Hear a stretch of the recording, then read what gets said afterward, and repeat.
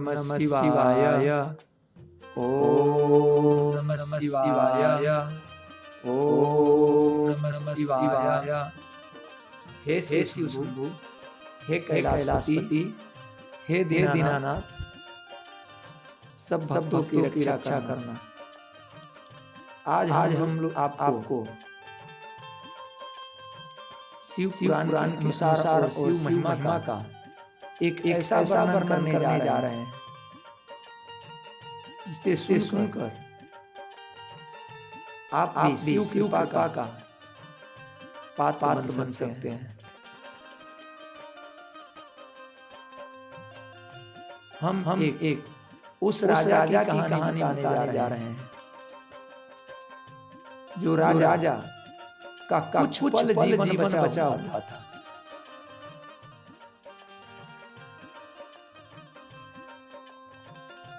और उसने शिव मंदिर में शिव आराधना करना आरंभ कर दिया।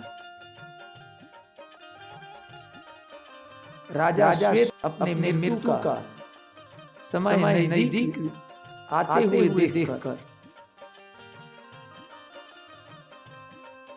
शिव मंदिर पहुंच गया। शिव मंदिर के जाने के बाद वहां मंदिर में उसने शिव आराधना स्टार्ट कर दिया, आरंभ कर दिया। हमारे शिव, हमारे गणदानी की दया अपरंपार है।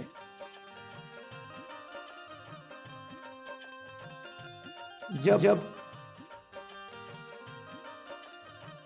श्वेत का मृत्यु का समय आया तो धर्मराज ने यमराज को बोला कि श्वेत का मृत्यु का समय निकट है, आप अपने दूत को भेजो ताकि उसका प्राण हरण कर ला सके। इतना बात सुनकर यमराज ने अपने गणों को राजा श्वेत के पास भेजा। राजा श्वेत मंदिर में बैठकर शिव आराधना कर रहे थे।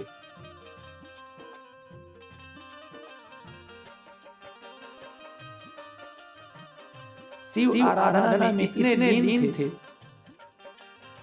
कि उनको ये आभास भी नहीं था कि हाँ आज उनकी कुछ घड़ी में मृत्यु निश्चित है। जब यमराज के दूत पहुंचे श्वेत के पास और अपना जो फांस होता है जिससे प्राण हरण करते हैं, उस फांस का प्रयोग किया राजा श्वेत के ऊपर। तब तक वहां शिव गण मौजूद हो गए और यमराज के दूतों को मार पीट कर वहां से भगा दिए। जब यमराज के दूत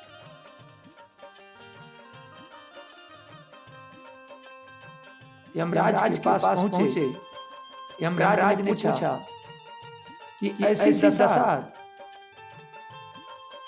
तुम लोगों का किसने किया?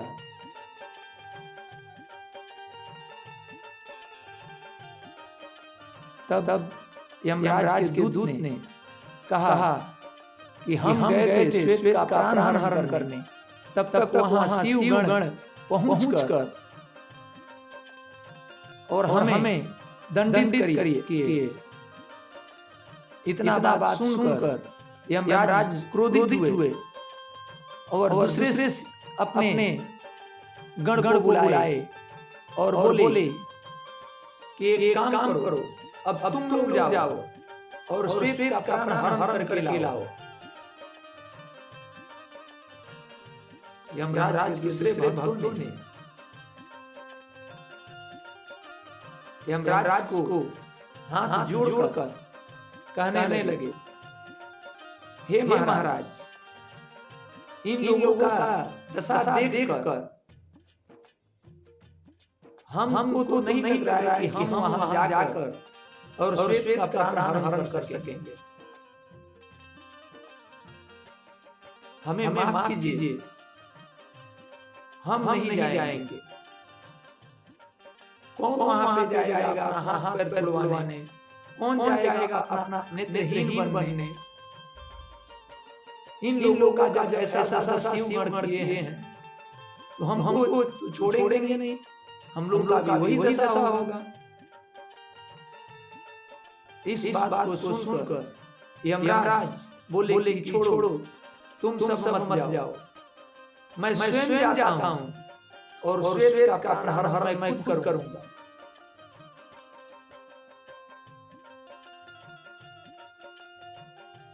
उसके बाद यमराज ने उसी मंदिर में पहुंचे जहां पे श्वेत ने शिव जी का आराधना करना आरंभ किया था। जब उन्होंने अपना फांस श्वेत के ऊपर फेंका, तब तक वहां पे शिव जी प्रकट हो गए।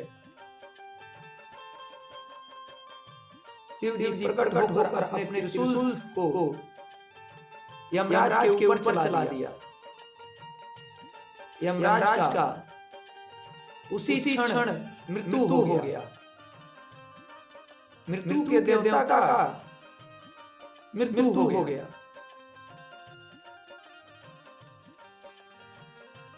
जब ये बातें धर्मराज को पता चली,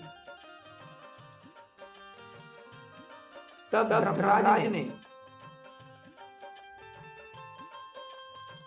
मृत्यु देवी को, जो यमराज की पुत्री थी, उसको बुलाए और बोले कि तुम जाओ और श्वेत का प्राण हरण करके लाओ। देखिए शिव की लीला, शिव का लीला अपरंपार है। जब मृत्यु की देवी वहां पहुंची और श्वेत पे प्रहार किया, फिर भोले शंकर प्रकट हुए और मृत्यु की देवी को भी उन्होंने अपने त्रिशूल से मार डाला। पूरे संसार में, पूरे देवलोक में हाहाकार मच गया।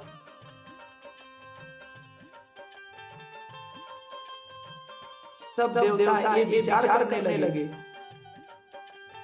कि ऐसा कैसे भोले शंकर कर सकते हैं।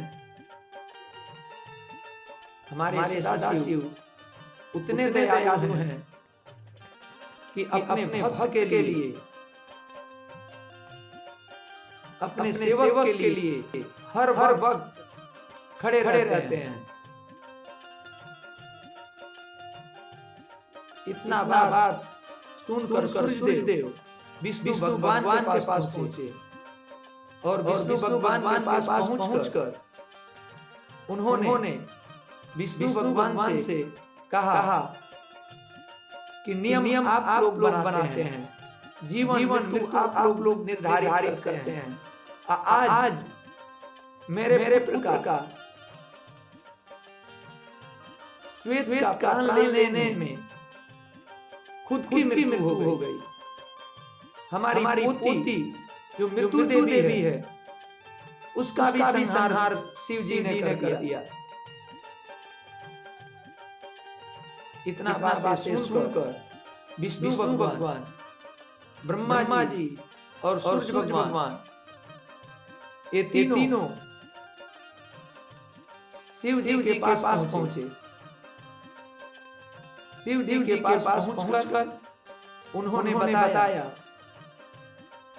कि आखिर सब कुछ सृष्टि का निर्धारित आपने किया है। किसको कौन सा कार्य करना है, ये आपने किया है। फिर यमराज का और मृत्यु देवी का आपने प्राण कैसे हरण कर दिया? श्वेत का समय पूरा हो गया था,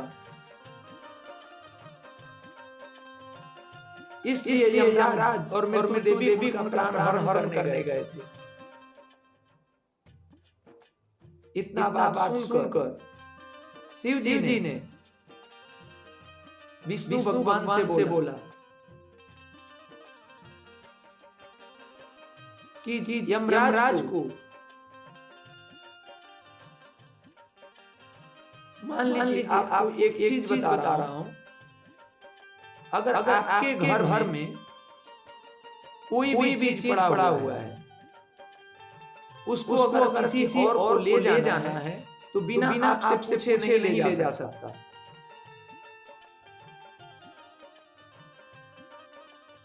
इतना बातें सुनकर विष्णु भगवान ने बोला कि नियम के विरुद्ध तो यमराज गए नहीं थे, नियम के अनुसार गए।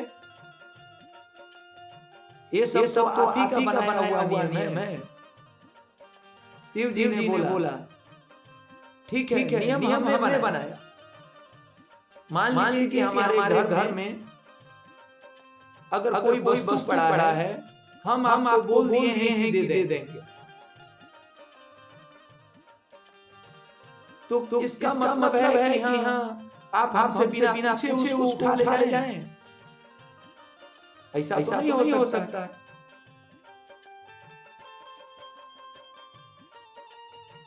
तब विष्णु जी ने बोला कि आपके कहने का अर्थ क्या है? हे शिव, हमें बताएं।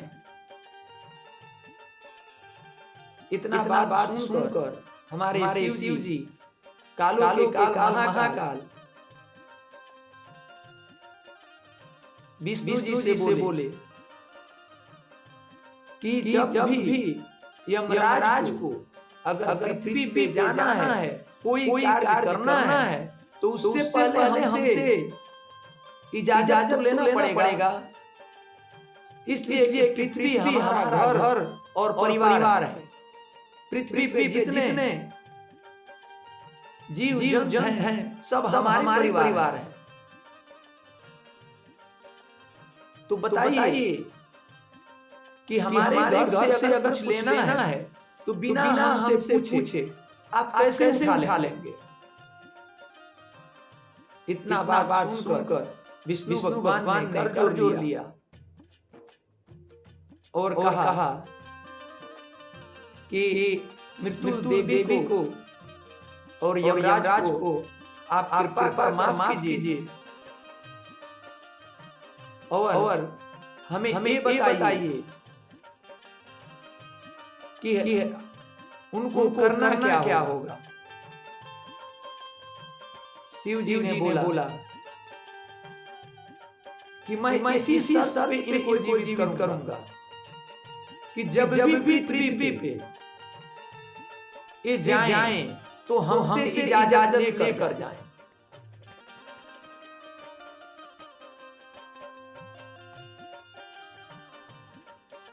राजा श्वेत हमारा भजन कीर्तन कर रहा था। उस समय इन्होंने उसके ऊपर प्रहार किया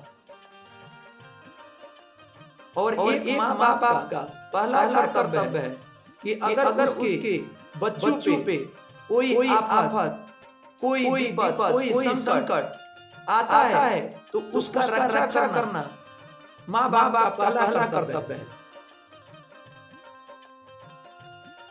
जब वो शिव आराधना कर रहा था, उस समय वो मेरा शिष्य, मेरा भक्त, मेरा प्रिय था। तब यमराज ने क्यों उसके ऊपर प्रहार किया?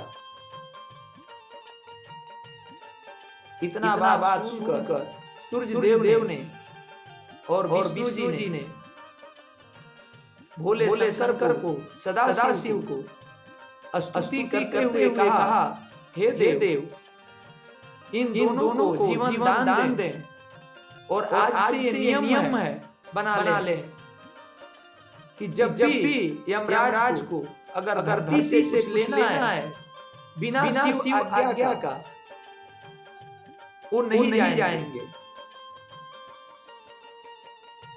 सूर्य भगवान ने, विष्णु भगवान ने उन्हें वचन दिया शिव जी को, तब मृत्यु के देवी और यमराज को सदाशिव ने जीवन दान दिया। अकाल मृत्यु ओ मरे, जो काम करे चंडाल का, मृत्यु उसका क्या बिगाड़े, जो भक्त हो महाकाल का। शिव एक ऐसे देव हैं कि जिनके शरण में जाने के बाद मृत्यु भी उस मानव का कुछ नहीं बिगाड़ सकती, जो शिव का भक्ति हो करता हो।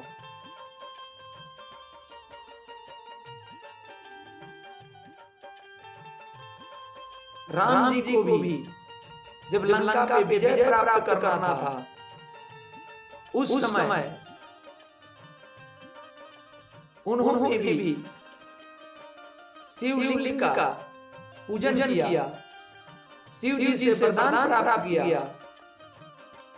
तब जाकर लंका में उन्होंने अपना विजय स्थापित किया। वासुदेव कृष्ण को ले लीजिए। जब कृष्ण ने अपने गुरु गर्ग ऋषि को बुलाया, गर्ग ऋषि से कहा कि हे गुरुवर, आपने ही हमारा नाम कृष्ण रखा था।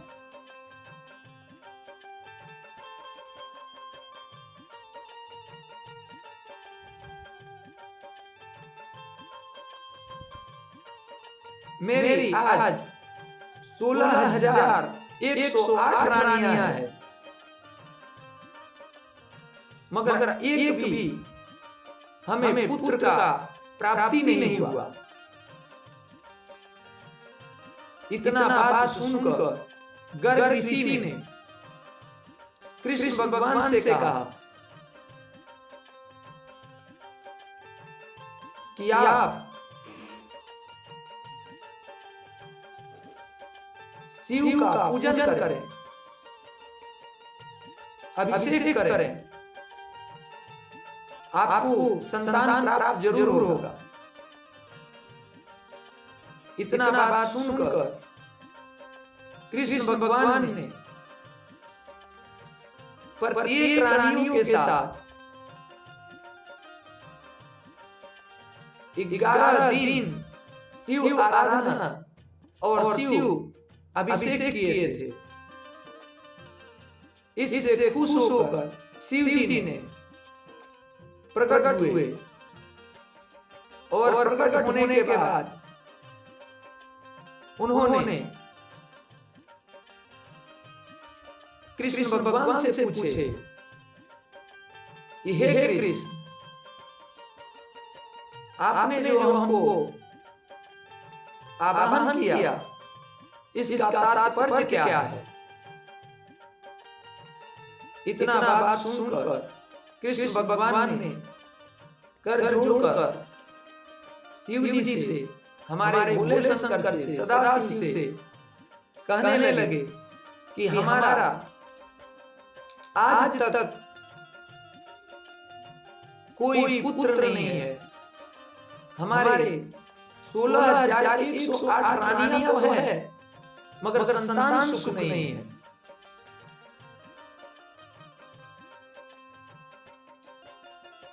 भगवान भोलेनाथ ने कृष्ण भगवान की बातें सुनकर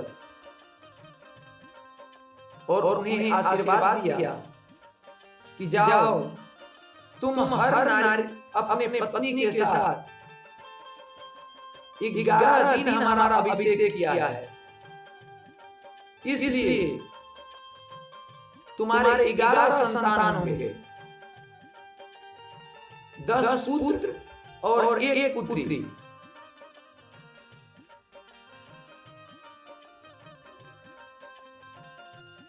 सारे उनके अर्धांगिनी स्त्रियों से 11 पुत्रों का जन्म हुआ, जिनका कुल जनसंख्या 1,77,180 हुआ।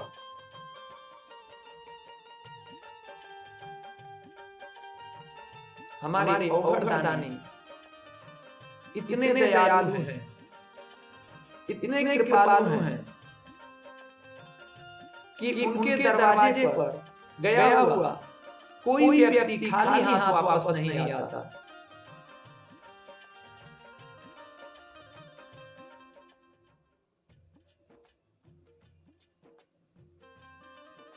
उनके महिमा का वर्णन हम क्या,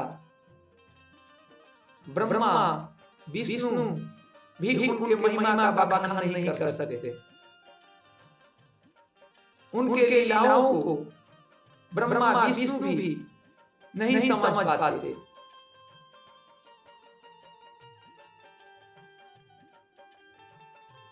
इसलिए शिव को आप एक लोटा जल अर्पित करते हैं, वो कभी भी फल नहीं जाता। एक बेलपत्र शिव जी को चढ़ाते हैं, वो भी कभी फल नहीं जाता। शिव एक ऐसे देवता हैं कि उनके लिए ना दानव ना मानव किसी में भेद नहीं करते हैं। वो सिर्फ भक्ति के भाव को देखने वाले हैं। जो शुद्ध मन से, शुद्ध विचार से शिव का भक्ति करता है, उसकी हर मनोकामनाएं पूर्ण होती है। उनके पास ना किसी तंत्र विद्या का जरूरत है, ना किसी मंत्र का जरूरत है। उनको आवश्यकता ही नहीं है। उनको सिर्फ अपना हृदय क्लीन करके, साफ करके और हृदय से उनको पुकारिए, वो हर समय आपका रक्षा करेंगे।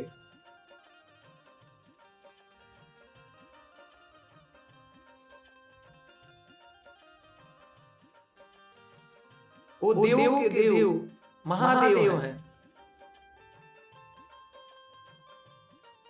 एक बार नारद जी ने ब्रह्मा जी से पूछा, हे पिता,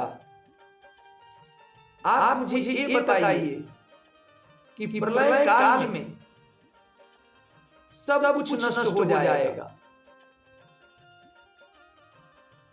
कौन बचेगा जो फिर इस सृष्टि का रचना करेगा? धरती आकाश सब खत्म हो जाएंगे। इतना बात सुनकर ब्रह्मा जी ने बोले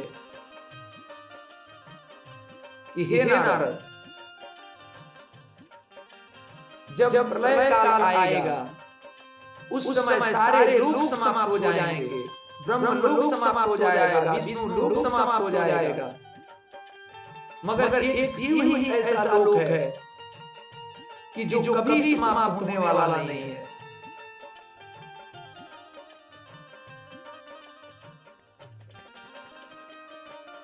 शिव का महिमा अपरंपार है। शिव की जो भक्ति करता है वो कभी अकाल मृत्यु को प्राप्त नहीं होता। उसके घर में आशीर्वाद है कि जिस घर में शिव का पूजन होता हो उस घर में सदा मंगल ही कार्य होता है, सदा मंगल ही होता है। शिव ये नहीं कहते कि मुझे तुम अपना धन दौलत अर्पण कर दो, उनको आप क्या दोगे? जो पूरे संसार दिए जिसमें हम लोग रहते हैं उनको हम क्या देंगे? शिव का भक्ति एक वो धन है जो अगर आप अपने हृदय में विराजमान कर लिए तो कभी खत्म नहीं होता है।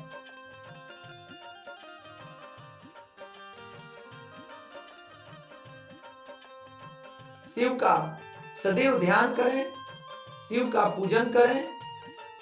आपको मंत्र विद्या है या नहीं, इससे हमारे शिव को, हमारे अड़भंगी को, हमारे भोले को कोई आवश्यकता नहीं है। अगर मन से, अपने मन में शुद्ध विचार लेकर उनके मंदिर अगर आप पहुंचते हैं और एक लोटा जल उनको अर्पित करते हैं, तो इतना ध्यान रखिए कि वो शिव आपके जन्मों के पाप को भी नष्ट कर देते हैं। आप सभी शिव भक्तों से निवेदन है कि आप शिव का ध्यान करें। आप भले किसी भी देवी देवता को पूजते हैं,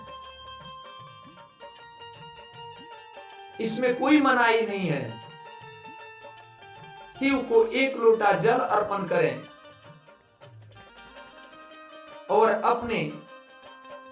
अपने परिवार का रक्षा कवच बनाएं। ये शिव एक और रक्षा कवच है। अगर आपके कुल में, परिवार में एक अगर शिव भक्त हो जाए तो पूरे पितृ, पूरे कुल का उद्धार हो जाता है।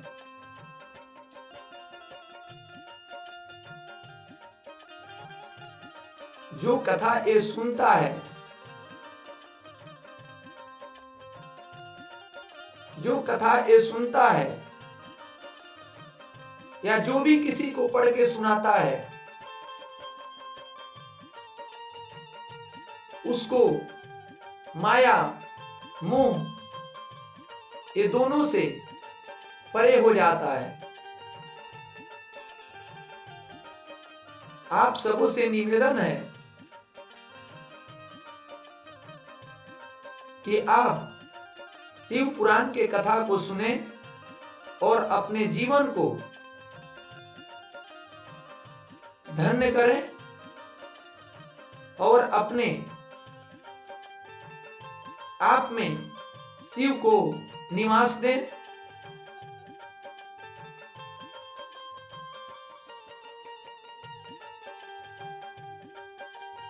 आज का कथा हम यहीं पे समाप्त करते हैं।